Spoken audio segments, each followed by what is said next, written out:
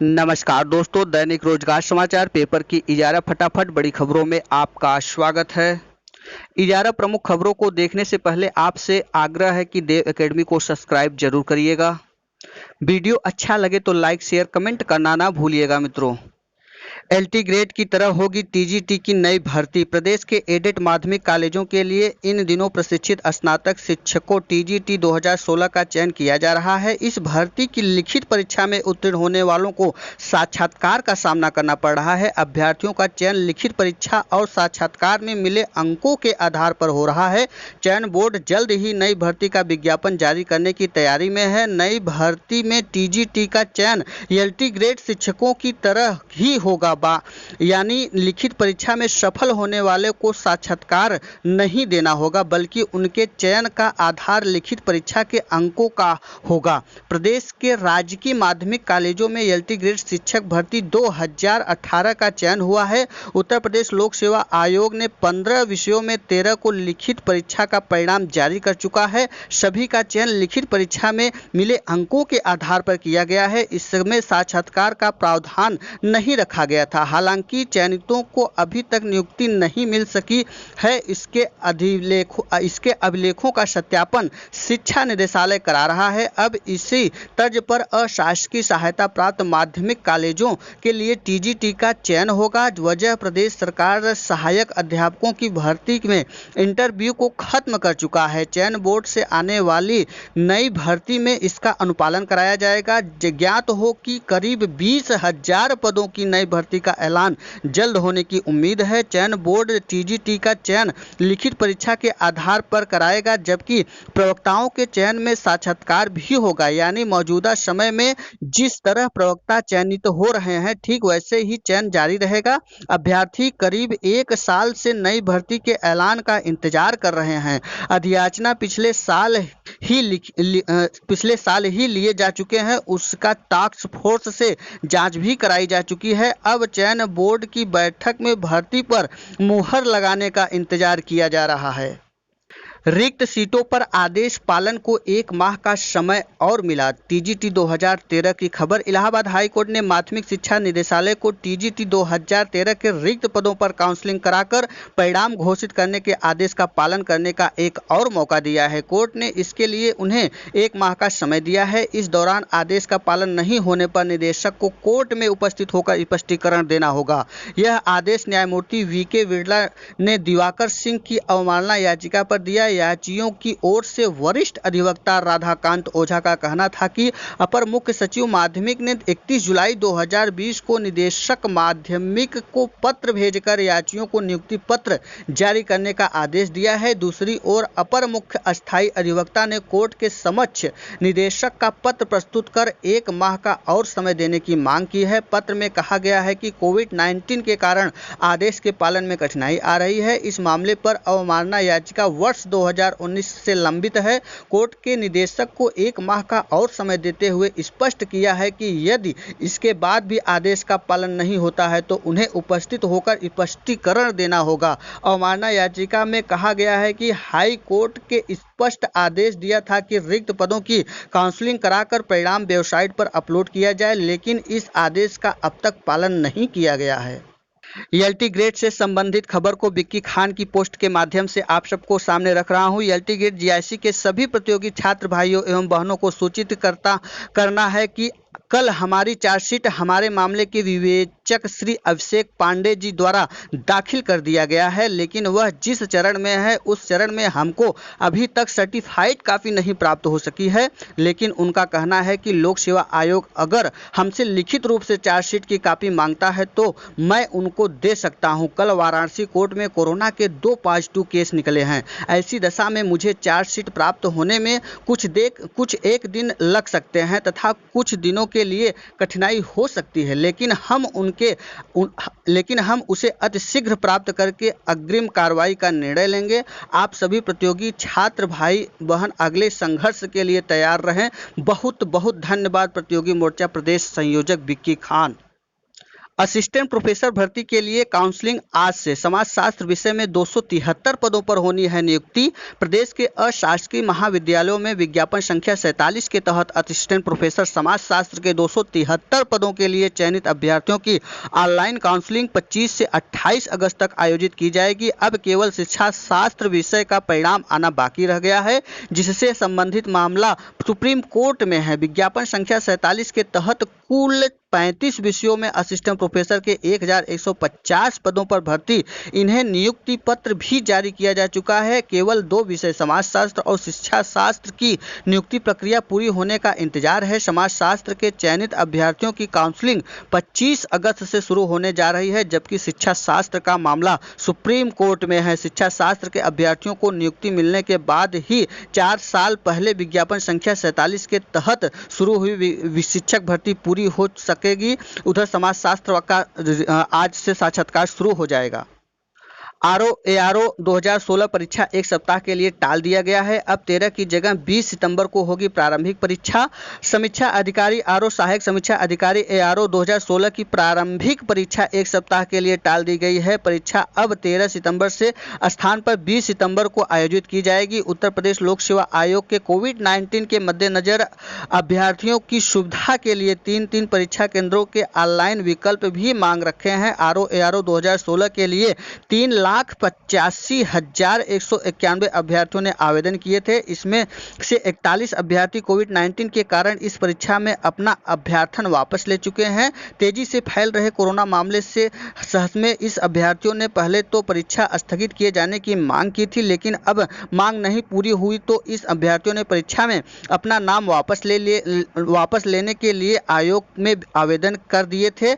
अभ्यर्थी परीक्षा के लिए प्रदेश के 17 जनपदों में परीक्षा केंद्र बनाए जाने हैं। कोविड-19 के कारण अभ्यर्थियों ने मांगे की थी कि उन्हें मनपसंद सेंटर आवंटित किए जाएं। अभ्यर्थियों को इस मांग के मद्देनजर आयोग की ओर से 19 अगस्त को विज्ञप्ति जारी किया गया है कि अभ्यर्थी अपने किसी भी 3 जिलों को विकल्प के रूप में चुन सकते हैं। अभ्यर्थियों को 25 अगस्त तक ऑनलाइन विकल्प भरने हैं। चर्चा है कि नए सिरे से केंद्र आवंटन में वक्त लग सकता है, इसलिए आयोग ने परीक्षा तिथि एक सप्ताह आगे बढ़ा दिया है। प्रारंभिक परीक्षा के लिए नई तिथि 20 सितंबर निर्धारित कर दी गई है। हालांकि 13 सितंबर को नीट की परीक्षा भी है। ARO परीक्षा टलने के पीछे इसे भी प्रमुख वजह माना जा सकता है। हालांकि आयोग ने अपने विज्ञप्ति में अपरिहार्य कारणों से परीक्षा स्थगित होने की बात की है। लोक सेवा आयोग की PCS 2018 भर्ती लिखित परीक्षा में सफल अभ्यर्थियों का इंटरव्यू 25 अगस्त को पूरा हो जाएगा। माना जा रहा है कि आयोग सितंबर के मध्य इस भर्ती का अंतिम परिणाम घोषित करेगा। हालांकि इस बारे में आयोग की ओर से आधिकारिक तौर पर कोई जानकारी नहीं दी गई है। वैसे आयोग की तैयारी पूरी तो परिणाम इसके पूर्व भी घोषित किया जा सकता है। डिप्टी कलेक्टर 119 और डिप्टी SP के 94 समेत PCS 100 वर्ग के 40 प्रकार के 984 पदों के लिए लिखित परीक्षा में सफल 2669 अभ्यर्थियों का इंटरव्यू 15 जुलाई से प्रारंभ हुआ था। आयोग ने पहले 26 दिन में इंटरव्यू पूरा कराने का कार्यक्रम घोषित किया था, लेकिन जुलाई में प्रदेश सरकार की ओर से कोरोना वायरस का संक्रमण रोकने के लिए शनिवार और रविवार को ही की गई बंदी के कारण इंटरव्यू का कार्यक्रम संशोधित कर दिया गया था। नया कार्यक्रम 42 दिन का घोषित किया गया था, जो 25 अगस्त को पूरा होगा। बता दें कि PCS 2018 पदों की संख्या के लिहाज से आयोग की सबसे बड़ी PCS भर्ती है। इस भर्ती में जितने पद शामिल हैं उतने पद PCS की पिछली 10 भर्तियों में नहीं थे। यही वजह है कि अभ्यर्थी को इससे अंतिम परिणाम का बेसब्री से इंतजार है।